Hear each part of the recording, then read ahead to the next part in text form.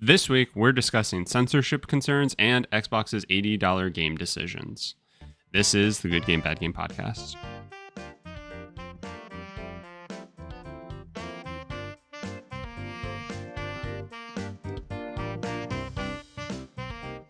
Hello, everybody, and welcome back to the Good Game, Bad Game podcast. I'm your host, Spencer, and with me is a man who was absolutely gobsmacked when he found out that roughly 82% of people who bought a Switch 2 also bought Mario Kart World.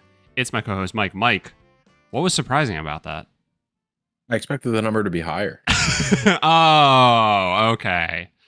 Okay, I got the other 18% people who wanted the bundle and then couldn't get it, so they just caved and bought the console and then bought the game separately anyway? Well, no, because that to me would mean that they also bought the game. I'm assuming the numbers that's here. True. No, my brain went into bundle mode. Yeah, I'm going to assume that how they figured this out was the rough sales number of Switch 2s and then the rough sales number of Mario Kart World, and they just went from there. My question is, what are 18% of you doing? There's plenty of games. But why did you need a Switch 2? Yeah. Privilege? I guess. You know, it is funny. I see all the Switch 2 content I see, it's just people playing Mario Kart. And it's such an interesting conundrum, because you just think about most other releases, not including PS5 and Xbox One, because you were just basically playing, Series X, because you were basically just playing upscaled games at that point anyway. Mm-hmm. It's so interesting to think, the PS4 on launch day, I bought that with Knack and Killzone. Just incredible launch. Yeah. And now, it's just Mario Kart. And really, the second game just came out, last week in Donkey Kong? Yeah, it was either last week or it was this week. I don't actually know. I did get it, for whatever that's worth. Did you? Have you played it? I have not yet. I literally just it just got delivered 2 days ago. I only went and picked it up from our office because they were continuously closed at inopportune times. So I only just got it yesterday and didn't have the chance to actually start yet. I plan to play it a little bit this weekend. I see. And it's gotten really good reviews. People are saying that it's yeah, top notch, and so I can't wait to get to it and everything. And I mean, this is such a manageable catalog right now for the Switch 2, which is kind of nice. So I'm not really trying to knock it or anything. I just found the number of only I just can't imagine what somebody is using their Switch 2 for if they didn't get Mario Kart World. What? I mean, what caused you to just not get that game is really my big hang up. I can't wrap my head around it. I imagine it was they didn't get the bundle, and then they're like, well, I'm not going to pay $30 more than everyone else to play this game. It's true. It's fair. Yeah. Also, I mean, I imagine that would be my philosophy. If I couldn't get, personally, if I couldn't get the Mario Kart bundle, I just wouldn't have gotten it. Yeah. Okay. Because again, I have a big Switch catalog, which is nice since I have a Switch 2, because I can play them on there, and I do think there is a difference. I think that is upscaled pretty nicely. Yeah. In the short time that I've played those games, but yeah, I don't know. I guess people maybe have a back catalog and they're like, well, I'm gonna go play Tears of the Kingdom or any of those other ones. That's fair. Yeah. And I can also understand just with how tech goes and how we know, scalping and all that stuff. I can understand wanting to try and dive on the grenade ahead of time if you know that you want to have a Switch 2 because of the Donkey Kong game or because of the upcoming Pokemon game or whatever, for an upcoming release. You're going to want it for then, so there's no harm in just getting it now. I can understand some people thinking that way. Yeah, I don't know. I just thought it was a really interesting stat. And Yeah, crazy. Switch 2 is also the fastest. I believe it's the fastest selling video game console in the U.S. Making sure I had the right metric. 1.6 million units. Yeah. They were I saw a Bloomberg report on that yesterday that it's the best launch month ever. Yeah, pretty crazy. And it also is just like uh fascinating for all of the concerns that people had around like the price point and stuff like that. I think it really just goes to show that like a lot of people are just like a lot of talk, like uh clearly or there's a very vocal minority in certain situations because clearly it really didn't have an impact on 1.6 million people. Yeah. Which That is or we are interesting. just so fiscally irresponsible that it hurts. That could be the case as well. All right, enough about the Switch 2 unless you played some of it. Tell me about the games you played this weekend. Just goes Tsushima. Very nice. Very nice. Yeah, Still. I'm just committing. Hey, I love that for you. Me too. Any sort of idea of how far along you are or how much you have left? Well, I thought I was pretty far, and then I accidentally zoomed out and saw there's like a whole other 2/3 of the island that I didn't even know existed. Um, so I don't think I'm very far at all. I was expecting you to be like, "Oh, I thought I was pretty far," and then I did a mission, and at the end of it, it went beginning of Act 2. So then I looked it up and decided to see how many acts there are, and there are 13 acts. That's kind of how I felt. Which, to be clear, there aren't. I think there's. I actually can't remember if that's how they do it or not, but I thought they do it. You're really stressing me out here because I have not seen an act anything yet. Hmm.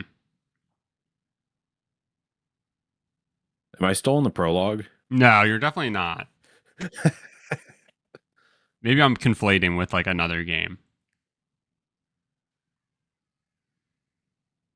I'm Could you sure. imagine if I was still just in like the prologue? I'm sure you're decently along. I will not play video games again if I'm still in the prologue. That's fair. That's fair. I wouldn't blame you. But you're still loving it. Yeah. That's what matters. Yeah, I would have I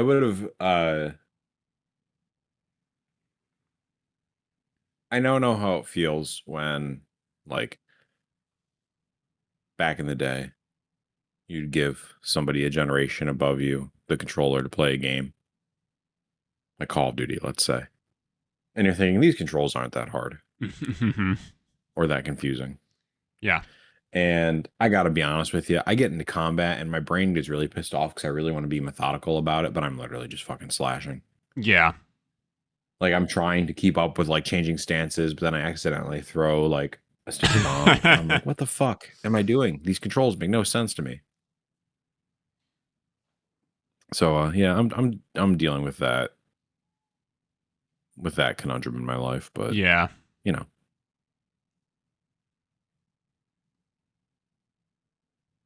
Hey, practice makes perfect. You'll be Well, you see, I've perfectly got a ready couple for hours Ghost in of it. Yotai. I hope so. I certainly hope so. They added 17 new stances though. So, yeah. I've only unlocked the first two. So it's gonna get doubly worse. I can't remember. I don't I don't think you very often have to switch between more than two typically within like a fight, if that makes sense. Yeah. Like I feel like it's very rare that you have to use each stance, one of like all four, right? I don't think that happens too often. In like a single fight, you have to like swap between all four. But I could that's be good. completely wrong. So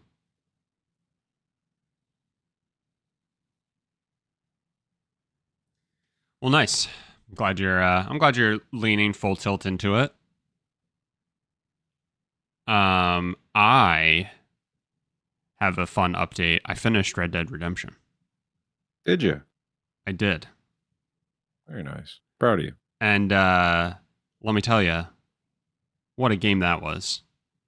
Yeah. I was trying to explain it to Shelby that I'm almost sad that it was the first one, like, and that Red Dead 2 is a prequel.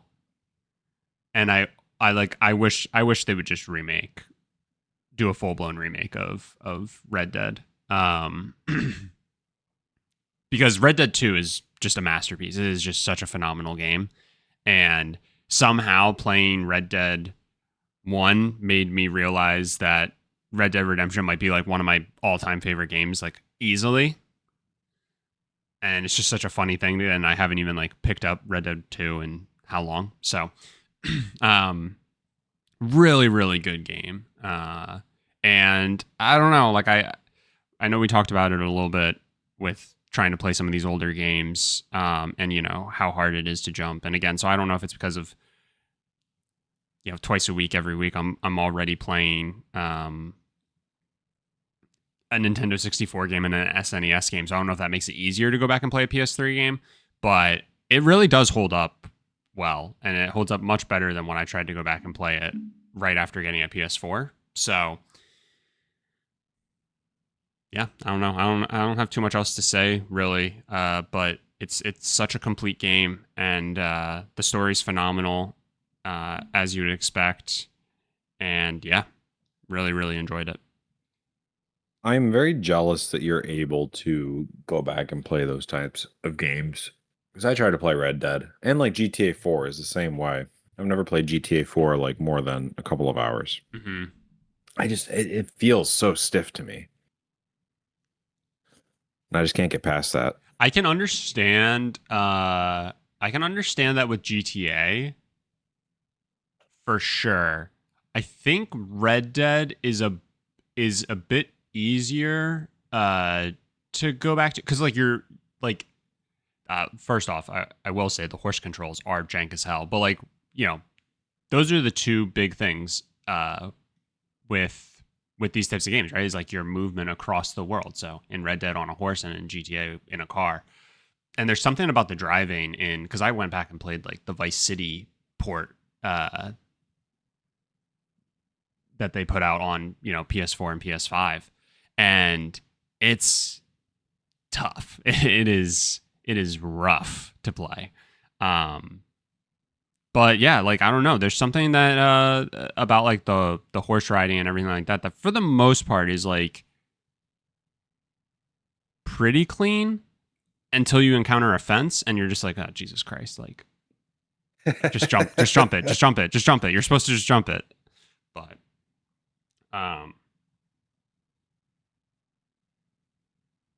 yeah, I don't know. I don't know. I don't know if I just have maybe I just have a heightened tolerance. I've been microdosing retro games for so long that Yeah. that it's just second nature at this point. Maybe that really has helped. I think that makes sense. And I guess kind of building off of that, because another game that I finished this week was Ocarina of Time, and you want to talk about a jank ass game? Jesus Christ, the controls for for You want to jump ledge to ledge? I don't think so. I Was to that game's credit or discredit, however you want to look at this. That was bad when that game was in vogue. oh 100%. Yeah, wow. First off, phenomenal game. I think the only thing that kind of goes against it is that it is tough to play in the modern day. Like at least again, I'm sure it was tough back in the day, but at least like other games were janky, and like that was kind of normal to some degree. And you only had so many options, and like you could just kind of put up with it. But holy fuck, what a phenomenal game. It was so good. Just sometimes you just like wanted to bash your head against a wall because like maybe it was just my hands and my brain were having a disconnect, or maybe it was the Nintendo 64's fuck ass controller. But Watch your mouth. yeah, I know we've already had this conversation. But yeah, we finished that up, and in a similar sense, I was I don't know how much you remember about Ocarina, but there's a whole side quest you can do to get a Big On sword that basically does double damage of what the Master Sword does, but it comes at the cost of not being able to use your shield. Yep, I remember that. And there's a whole delivery quest line that you have to do. So you have to like deliver X to so and so. They give you Y to take to so and so, who gives you Z to take to so, and so on and so forth. Yeah, and, Hyrule Stranding. Yeah, Hyrule Stranding, exactly. So you have to hop on your trusty horse, not motorcycle, and balance everything on your back. Two of them are timed, so you do have to rely on your horse. And to get to Lake Hylia, you have to hop these two fences, and like you need to be going at full speed to hop them. But then and if you hop one, you're in a box, okay? So like you're straight ahead and behind you are the ones that you need to sprint over, but then the east and west fences, so on your left and right, those are just small fences that at any speed Epona will just hop over. You don't, like, if you accidentally get too close to it. So imagine you are able to hop the first fence because you got to the right speed, but you don't hop that second one. So you're trying to turn around within the square to give yourself enough of a running start, and you accidentally hop out of the side. I was like, thank God Red Dead's not this stupid. So as you can see, that's how I'm able to play some of these other games. There's always something that does it a little bit worse. Yep. Yeah, that makes sense. But yeah, Ocarina, what a game. It was a lot of fun. I really enjoyed it, and yeah, the quest to play through all the Zelda games continues. Majora's Mask is up next, and I'm really excited to get to that one. I tried to explain it. I was like, Ocarina was the one that made me realize like okay, I get it. Like A Link to the Past and Link's Awakening were both really good, but playing Ocarina and the story and just all of it, right? Like at the end of it, I was like, okay, I get it. I get why. I truly understand why Zelda is as big as it is at this point. I get why people love and rave and rant about how amazing Ocarina of Time is. Like it's not oversold in any way, shape, or form. It's not overhyped. It's not. It really is that good.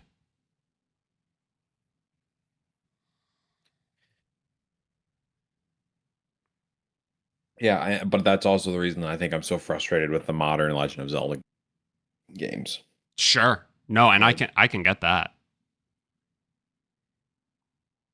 Like too massive, right? With Breath of the Wild and Tears of the Kingdom. Yep. They aren't. I understand that core. people like that, but yeah, I'm eager to get around to those in 2028 or however long it's going to take me to get there. But because yeah, I'm really interested to see if I kind of feel that way, because I could certainly see it, or if all of the, because what was the last 3D Zelda game? Skyward Sword? Like console Zelda game. Would it have been Skyward Sword? before those two? Before Breath of the Wild?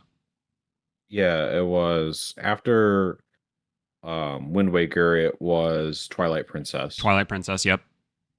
and then it was Skyward Sword. And then nothing else, right? Until Breath of the Wild. I believe so. Okay.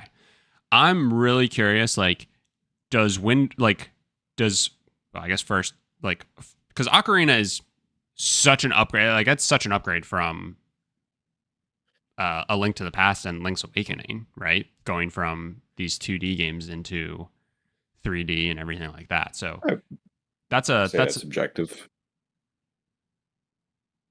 you would say that's subjective? Yeah, it depends on if you like 2D or 3D games. Sure, I'm saying it's a massive step up in terms of like scale. Sure, yeah. Um but now you're into the 3D realm. So just going 3D game to 3D game. I'm wondering how,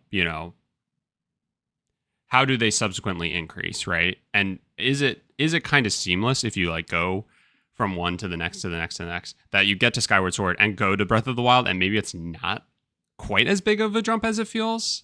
I'm curious. I think that Wind Waker was a pretty significant jump. Mhm. And then Twilight Princess was a pretty significant jump. Blah, blah, blah, blah. Maybe I can say it. Pretty significant jump. Obviously, Skyward Sword, I think, was just a reskin, but Yeah.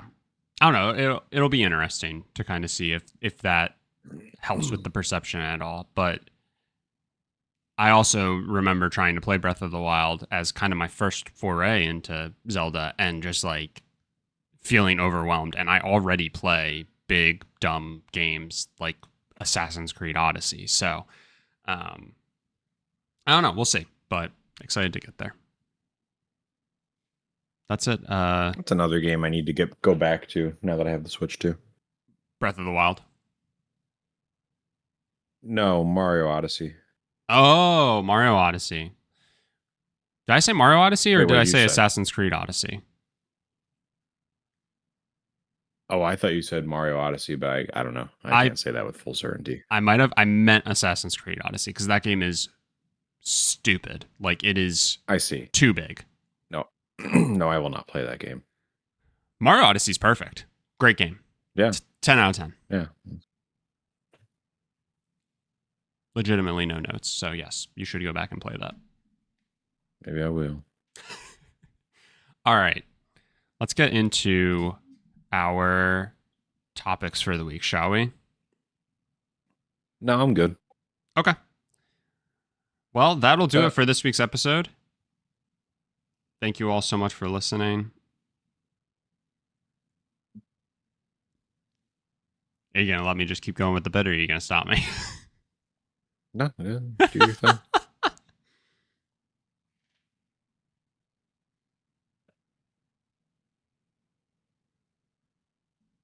Earlier this week, it was announced that Steam would be delisting some adult content from their storefront. And I thought that I feel like there's a very interesting conversation to have here. So to kind of, you started reading it a little bit but beforehand, and I wanted you to just wait. I didn't want you to blow your load, pun intended. You're supposed to tell them that. Before we would get into it. But we should have wrapped when we had the chance. Also pun intended? No. But yes, now that I'm thinking about it. So if you didn't read about this or if you didn't hear about this, effectively what happened was there was a movement by a group called Collective Shout to get payment processors and credit card companies to push back against digital storefronts that host certain adult content. And Steam was the initial, as I guess you would imagine, since they're probably the largest storefront on on PC for gaming, and basically Steam's complying. And let's see if we can see what their official statement was. Valve said, "We were recently notified that certain games on Steam may violate the rules and standards set forth by our payment processors and their related card networks and banks. As a result, we are retiring those games from being sold on the Steam store because loss of payment methods would prevent customers from being able to purchase other titles and game content on Steam. We are directly notifying developers of these games and issuing app credits should they have another game they'd like to distribute on Steam in the future." Okay. So what games are, getting delisted and removed, right? Right now, it's certain kinds of adult content or adult-only content. Some of the titles that have been delisted. Mike, do you want to take this? Yeah, I suppose if you're gonna make me read them again. Um, okay, I'm just gonna go through the list. Sex Adventures Incest Family. That's one game. Yes. It's Sex Adventures dash Incest Family. Okay. Slave of the Police Officer. Okay. And Interactive Sex Daddy Twins Incest. And then this article from the Gamer basically says pretty much any game with incest or slave in the title. Sure. Okay. So, at a surface level, I think. So first off, you and I haven't really discussed this at all, so I have no idea how your feelings on this. So I'm interested, but to kind of give my baseline immediately, this is one of those things where I can read something like this and be like, well, this doesn't really harm me, so I don't really care at all. But that's never how you should really look at an issue. And I kind of, again, like I don't care that these games got delisted, but this does make me raise an eyebrow that if a group is able to pressure payment processors and credit card companies like Visa and MasterCard to not, allow for these games to be on here, what is going to inevitably be the line, right? And who decides that line? And right. Who should decide that line? Because I can sit here and be like, I don't think I should be the one who decides what is okay and not okay for people to consume. Because at the end of the day, I don't really care to yuck somebody else's yum. Just because I have no interest at all, right? Like, if something is created, it had to have been created for somebody, I guess. But yeah, I really get concerned that, like, when is The Witcher 3 a line too far? When is GTA 5 a line too far? Like, yeah, not to be the guy who's like a slippery slope, because the slippery slope fallacy in and of itself is a slippery slope. Like it's. I don't want to just like doom spiral about these things, but it does really question that, and I certainly don't think that credit card companies should be the ones to figure out what that fucking line is. You know what I mean? Like, that sounds terrible. So I don't know. This definitely makes me a little concerned, even if right now it's a little silly or it's a little like, yeah, I don't think. I just want to make sure I get the name right. Sex Adventures Incest Family. I don't think that's going to be, sorely missed, but who's to say?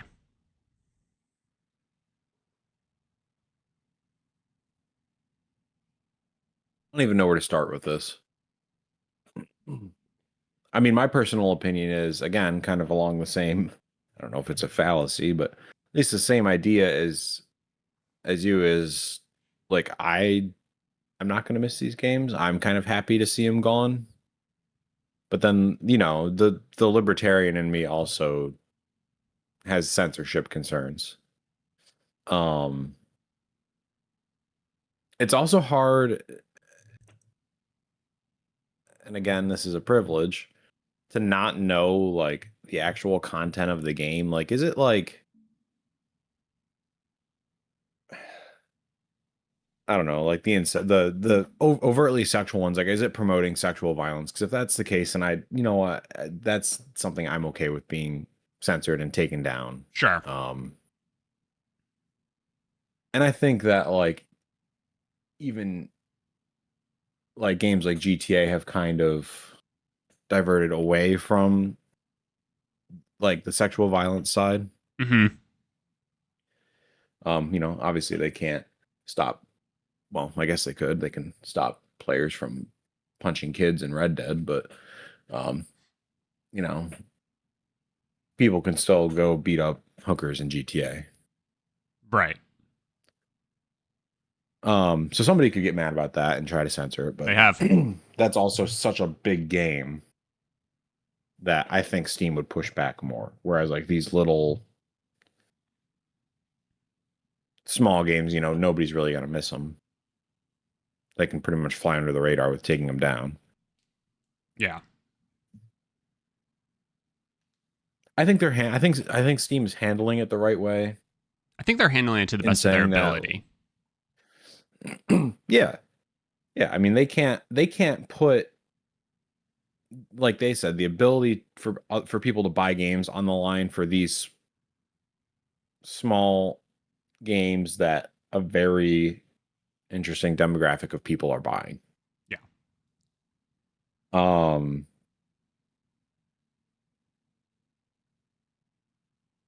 yeah, I don't know.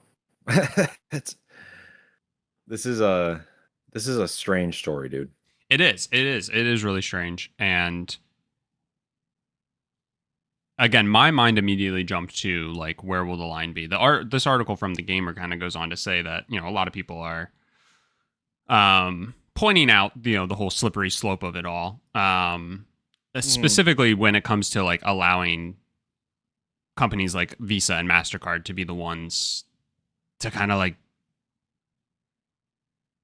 be curating content. Like,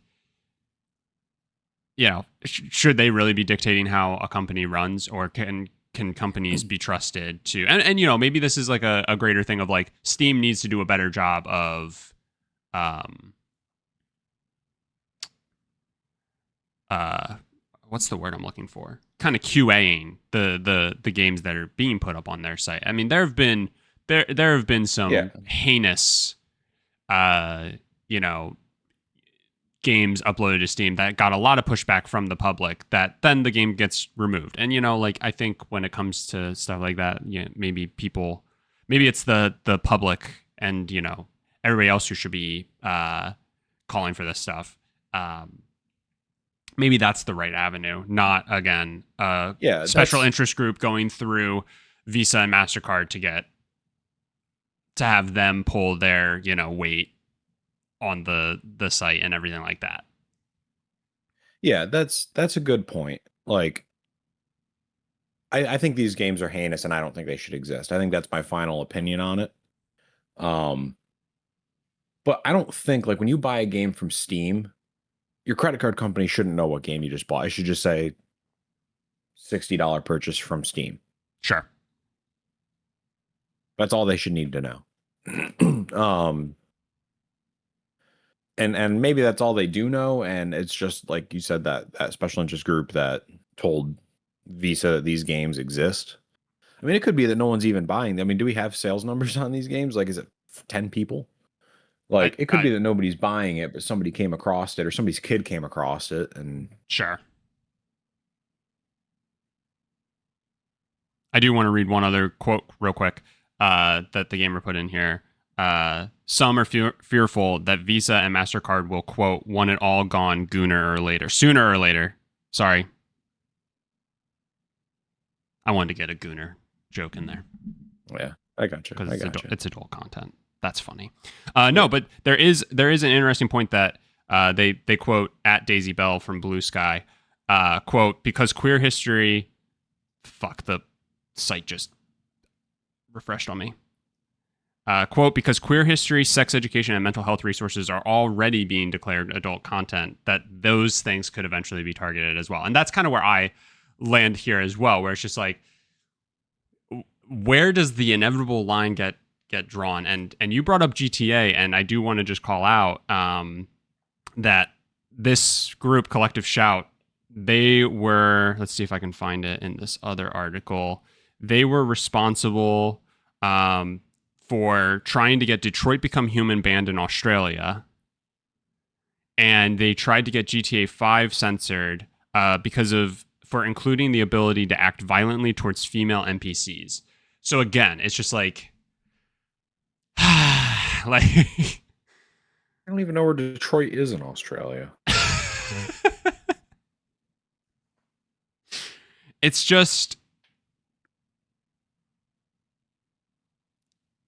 I think that's why I feel like such like an icky feeling, about it. Yeah. We can start somewhere, and it's like we can all kind of nod along, but first they came for the Gooner material, then they came for, and I said nothing, and then they came for Stellar Blade, and once again I said nothing, but then they came for GTA 5, and there was nobody to stand up with me. There's another facet that needs to be considered here, though. Like, and I'm not saying that this should only apply to small developers, because obviously, slippery slope is the phrase of the day. Like, that's a slippery slope. But like, Quantic Dream was Detroit Become Human, right? I think so. Yeah. So Quantic Dream and Rockstar, like, these are big video game companies that have high visibility, and they've, done this stuff before. And I don't think that they're going to build something that is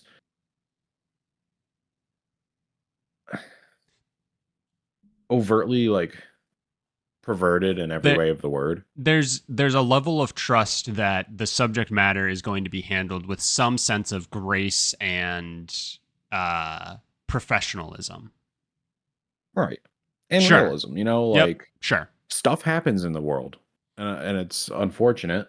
But you can't just really wish it away. But I think that these, again, without knowing much about it and making assumptions, these games that Steam are delisting, like, they're strange games for strange people.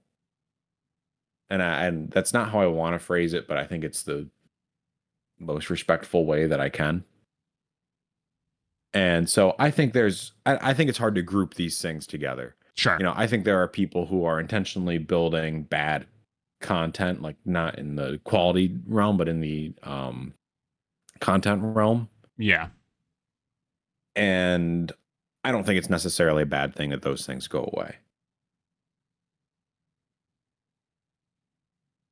Because again, like, you could allow your, I don't know, your 14, 15-year-old to play a certain rated M games, like, with your approval. Mm-hmm. But like, if they're going on to Steam and they're getting a game called Slave of the Police Officer,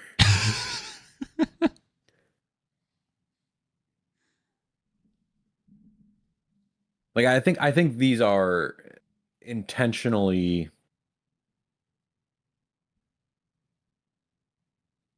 what's the word I'm looking for?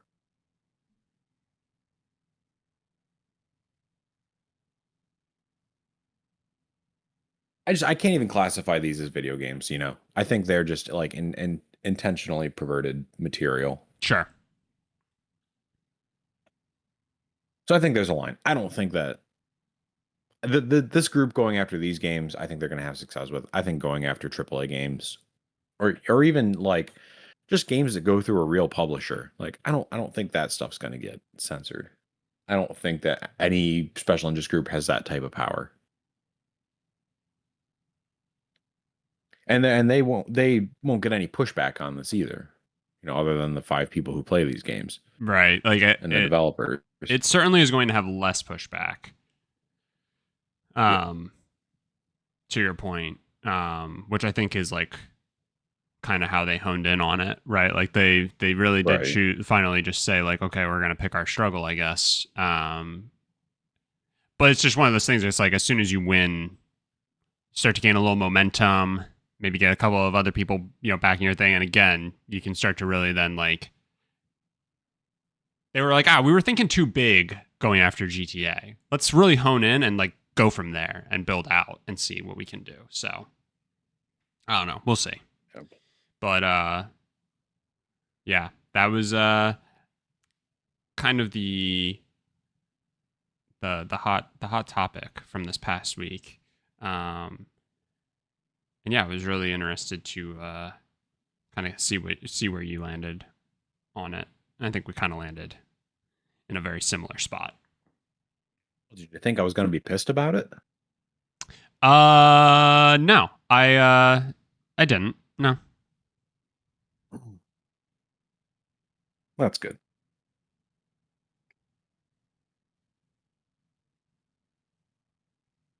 I don't know. I don't know. It brings up the censorship conversation. Yeah, I never want to. I never want to just naturally assume that you and I are going to,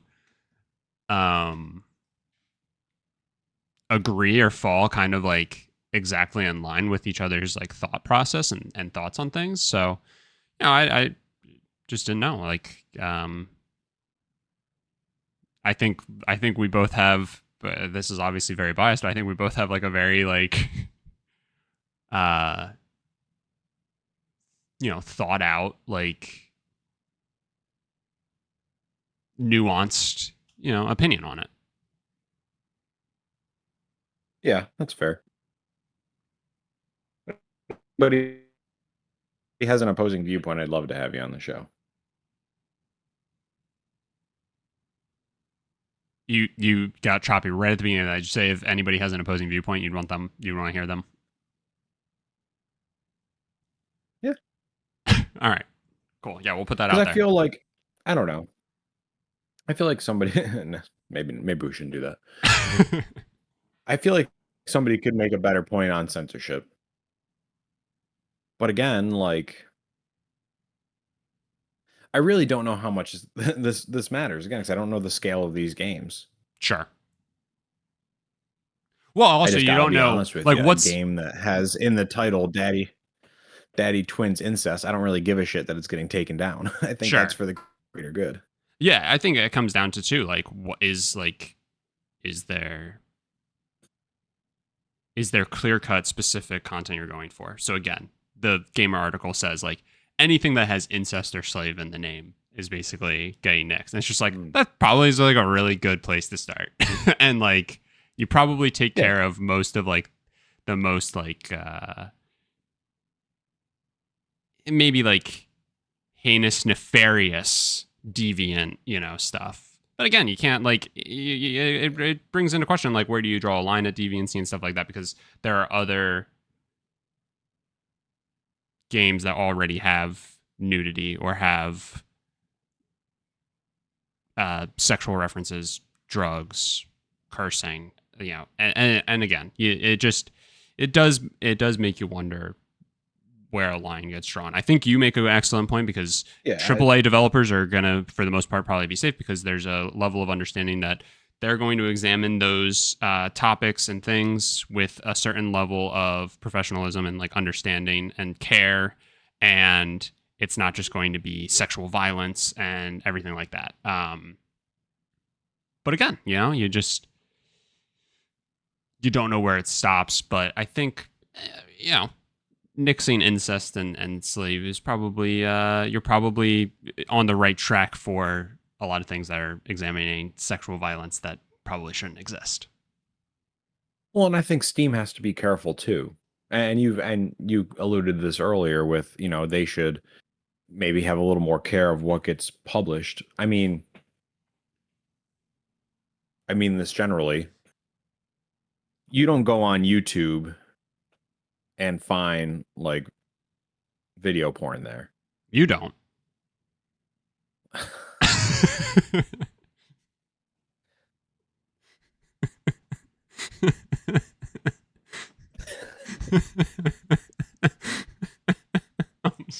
I'm sorry. I'm sorry. Keep going.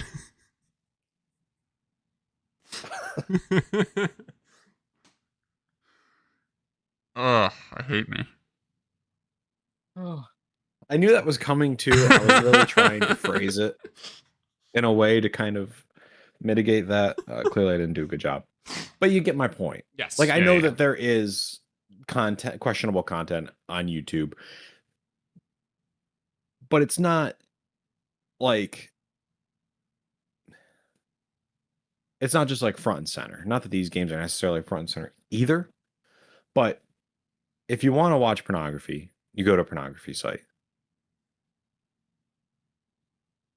And I feel like that's my concern with this content being on Steam because it's a general marketplace. Yeah. And again, I don't necessarily care about the content or agree with the content or think it should exist. But again, it becomes a censorship issue. I think if this stuff is going to exist, it should exist on a completely different storefront. It shouldn't exist on Steam because it is just too public facing. Sure.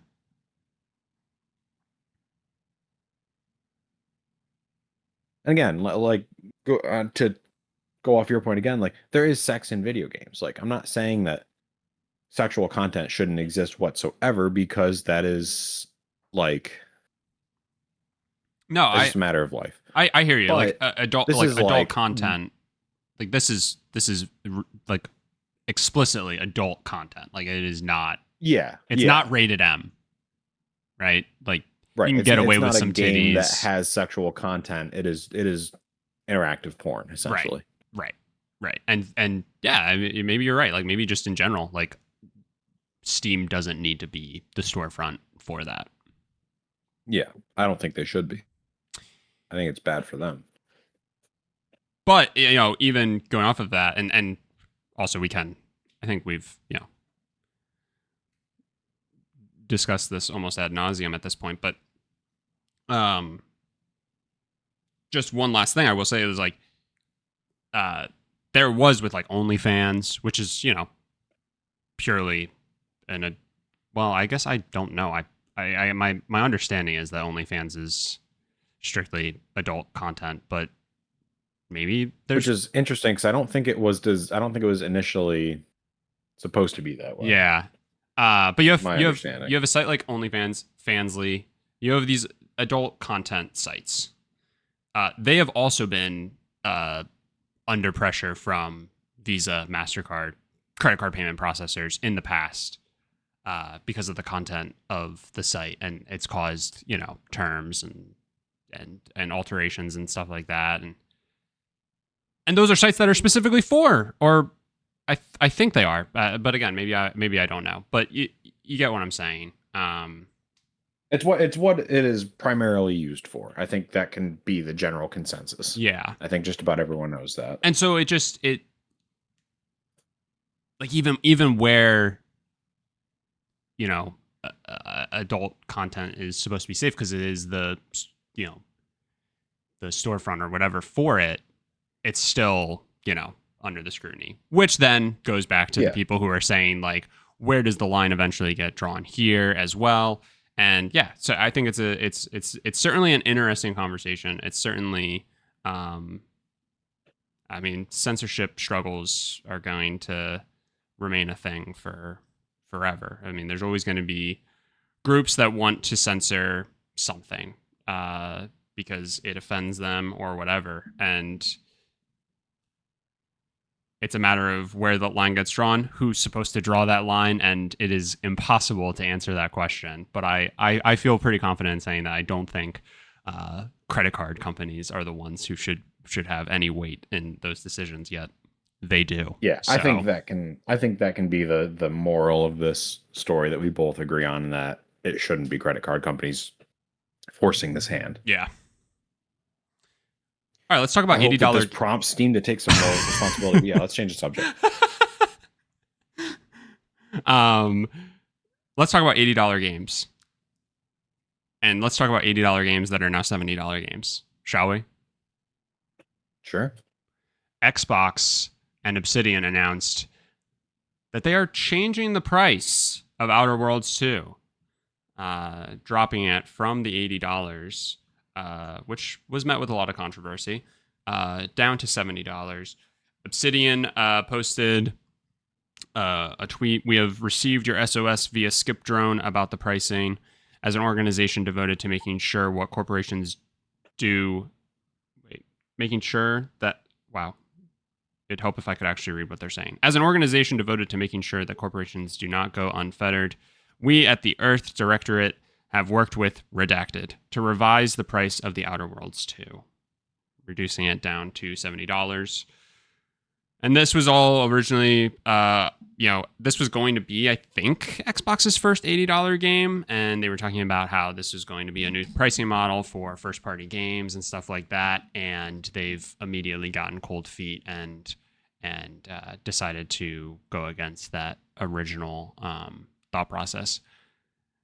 This Polygon article says that complaining or low pre-order numbers works. And I think they might be onto something there. I'm curious if this is all from like internal metrics and stuff like that. They expected so many pre-orders, for the game. They only have so many since pre-orders opened. So they decided that maybe the most logical reason for that is because they decided to make this an $80 game. Obviously, I guess we don't really know for certain if, that's the cause, but I think this is a great sign for people who were concerned about the price of games increasing. And I think I tried to convey this when the Mario Kart World stuff happened and everybody was really up in arms. I think in a lot of ways we're really lucky that the price of games has kind of stayed stagnant, and I don't want to lick the boots of our corporate overlords in gaming by any means, because I obviously don't want games to increase, but I think there's a level of understanding when it happens. Mm-hmm. And you can look at Mario Kart World, and unfortunately the way that the world works, if they if they charge $80 for a game and we all collectively buy it, what lesson are we teaching them, right? Yeah. And there are certain games that are going to be able to get away with that. There's this whole hubbub about GTA 6 potentially being a $100 game. And the sad state of it is that if they choose to do that, it'll work and it'll be fine. But the demand's there. Right. But I also tried to say that companies like Ubisoft and EA are going to get fucking rocked if they try to do this, because nobody in their right mind is going to pay $100 for Assassin's Creed. Yeah. Nobody is going to pay $100 for... I don't even know what fucking EA does anymore. That's good. So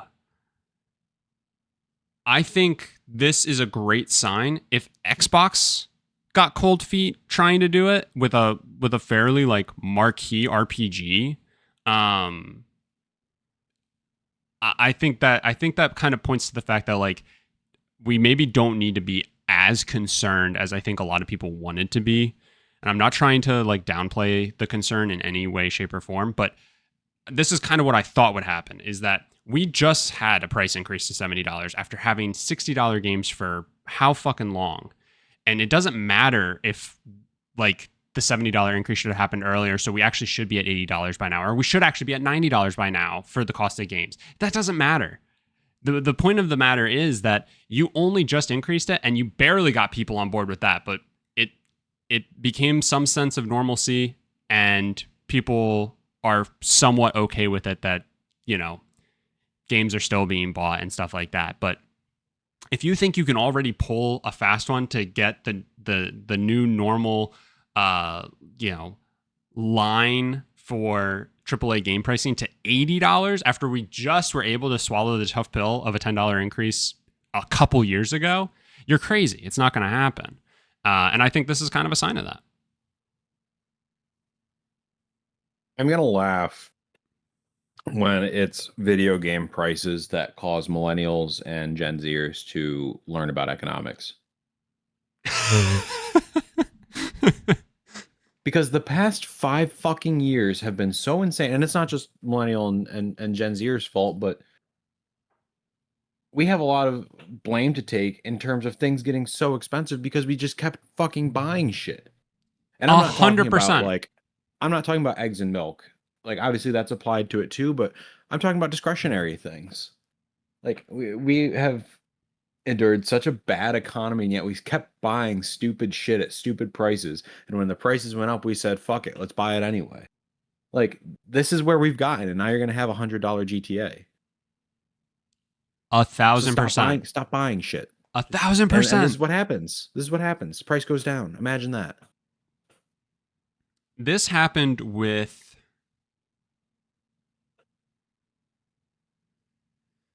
I'm trying to think. I want to say McDonald's. I mean, the price of McDonald's is still absurd. If you went to McDonald's in the early 2000s, you have a concept of what you think the price of things should be. And then if you haven't gone since and you go, you are going to faint. Yeah, you might as well just go out to a nice dinner at that point. 100%. The prices have just gotten simply out of hand, and it's exactly what you're saying. It's because we keep buying the stuff, and it's really easy to sit here and be like, if you if the price of something annoys you, I don't know how to get it drilled into somebody's head.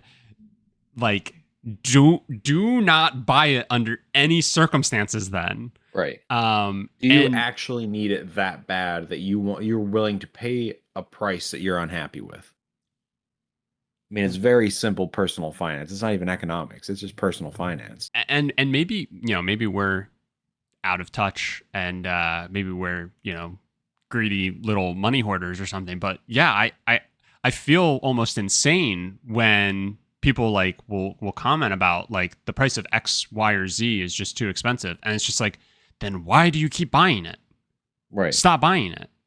There are necessities that you can complain about being too expensive, but unfortunately, you have to keep buying those things. Like, those are things that demand doesn't necessarily dictate price. Right. But with video games, demand dictates price. And people like to throw out the phrase "vote with your wallet" all the time. And it's mostly bullshit, but this is a place where you can actually do it. No, and this is proof of it. It 100% is. It 100% is.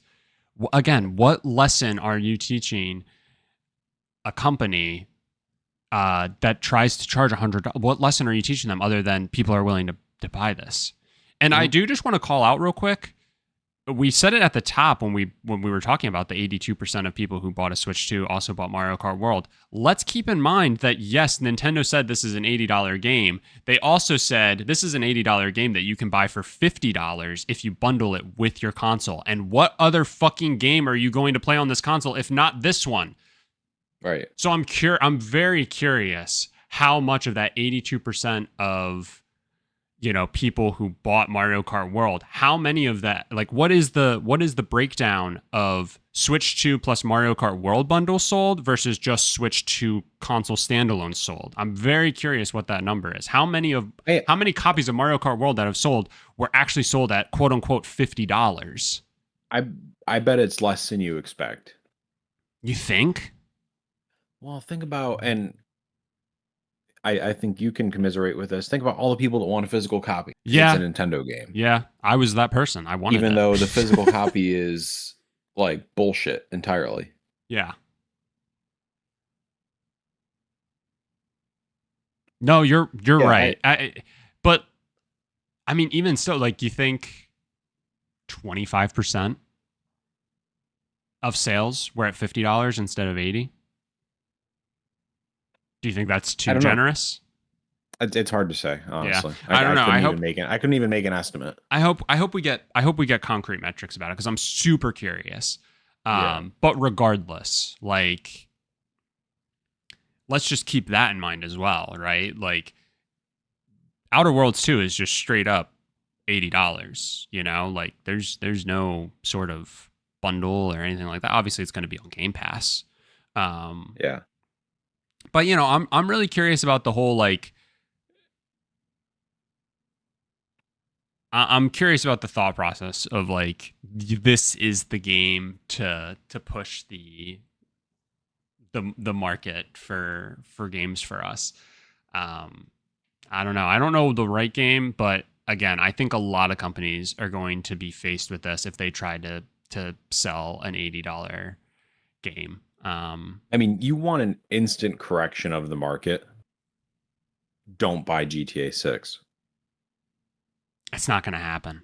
It's not going to happen, but that is you if people really want to come together and make games $60 again, don't buy GTA 6. Yeah. But I also want to point out what an interesting kind of state that we're in, because the Oblivion remaster that came out, price of that is $49.99. Clair Obscur Expedition 33, $49.99. The Altars, which has gotten some really good hype and buzz, $34.99, I think. Let's see if I can think of anything else off the top of my head. Mafia, the new Mafia game, is $49.99. Really? Like the new one that world? is the new one that is like takes place in Italy. Pre-order, I just saw it, is $49.99. Let me double check. I mean, that looks like shit, so that maybe is why, but you think it looks that bad? Oh my god, it looks like a PS3 game. Get out of here with that. It looks so bad. You and everybody with this looks like a PS3 game. I'm not saying I've played Red Dead Redemption. I know what a PS3 game looks like. Yeah, you're right. You're right. But that is crazy because you think about like every generation before this one where there's just such weird price disparity between games. Like all of those would have been $60 across the board. Right. Right. There was like if it's not a $60 game, then it's like a $20 like I don't know what they would call that, like an experience. Yeah. And then if we're like an indie game, it'd be anywhere between 99 cents and $9.99. Yeah. That was basically the brackets that you had, and now it's like now you have like a mid-tier almost in this $40 to $50 range that some games are nestling in at. Right. But they're like full-fledged games. Mm-hmm. I don't know. It's super interesting, the thought process behind where you land on a number for how much to charge for a game now, because it's kind of open season in a lot of ways. Yeah. But to my original point, I do see this as a great sign that we are not moving into $80 is the expectation for a AAA game. I still think we're going to see some variable prices floated out there, and I think some of them are going to work. And that's just, again, kind of the unfortunate thing. But you're so right. It's so annoying to hear vote with your wallet because it only ever seems to go so far. But holy shit. It's always pretensed with like some necessities, and then like even other things like a coffee is a big contention point between generations. And they're like, oh, you don't want to pay $8 for coffee, don't buy it. Like that's I think a little strange and different, but yeah, I mean these are things like how many video games does the average person buy in a year? And at what point does it become unsustainable? Like you can kind of control that. Mm-hmm. I know it's difficult, but I mean it works clearly. This kind of proved it. And I'm sure video game companies are going to be pissed at Microsoft and Obsidian for caving. Yeah. No, but at the end of the day, they're probably doing them a favor. Ubisoft, they just did you a favor. Don't be mad at them because you're like, oh, now I can't sell the Splinter Cell game that we're finally making for Mike. We can't sell it for $150. Don't you do that to me. We can't sell it for $150, even though he still would probably pay $150 for it. I would take out a mortgage. Take out a lien on your house. Yeah.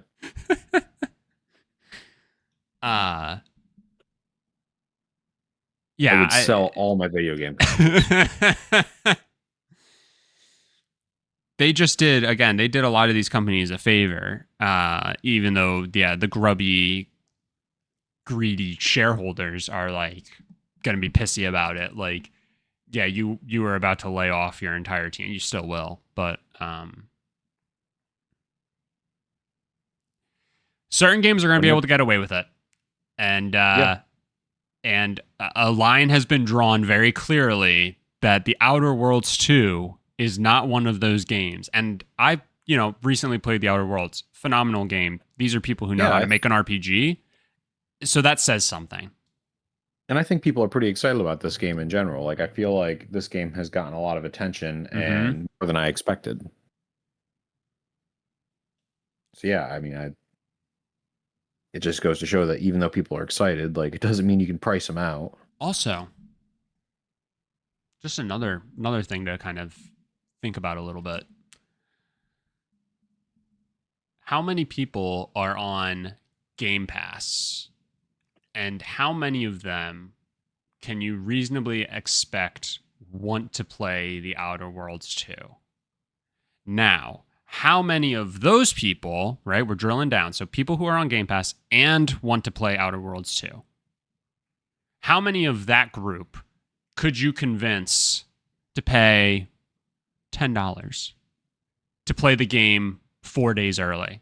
Because that's become a whole new a whole new thing, right? Is the whole quote unquote early access that doesn't get you anything other than the ability to play the game 4 days before anybody else who didn't want to pay $10. Yet people still do it. I've done it, and there's something there. And so, the $70 price point, $80 price point is for people who are on PlayStation and for people who, for whatever reason, don't have Game Pass. For one reason or another, right? That's their prerogative. But, if you can't convince the people who are on PlayStation to pay $80 for this game, but you're reasonably confident that you can get them to pay $70 or buy an $80 bundle that gives it to them for 4 days early, with maybe a couple of other throw-ins. And then you can charge the people who are already on Game Pass who are about to get this game for free. You can get some of that group to pay $10 themselves to play the game early.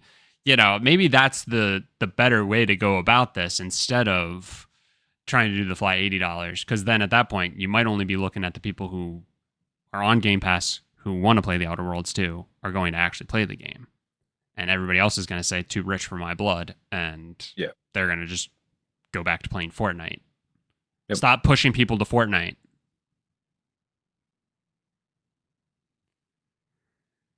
Any other thoughts on this price movement?